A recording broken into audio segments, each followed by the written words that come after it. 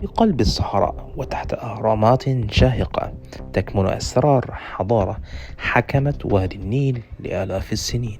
حضارة آمنت أن الموت ليس نهاية بل بوابة لبعث جديد. من هم هؤلاء القوم؟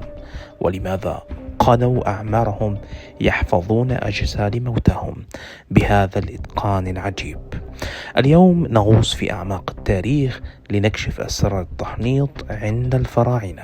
في معتقدات مصر القديم كان الجسد وعاء للروح، وإذا فسد الجسد لن تجد الروح طريقها في الحياة الأخرى.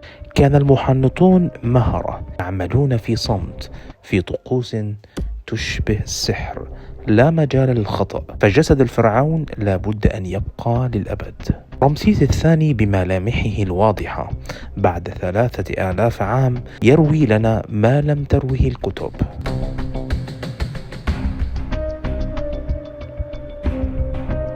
دور الطب في التحنيط. هل كان التحنيط علما تجريبيا؟ في عالم بلا أجهزة استطاع المصري أن يحدد الكبد والقلب والدماغ ويعالج الجروح بطرق تذهل أطباء اليوم. كانت الفراعنة عند اكتشاف المقابر وفيات غامضة بعد اكتشاف توت عنخ آمون. هل هي مصادفات أم ظواهر بيولوجية؟ ما إن فتحت المقبرة حتى بدأت الأقدار تتغير. حارس المقبرة مات بلدغة أفعى. العالم كارتر فقد كل من حوله.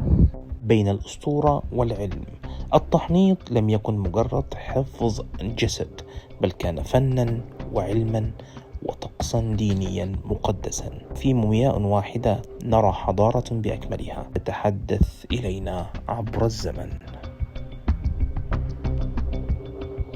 الحضارة التي تحدت الموت لا تزال حية في مومياواتها.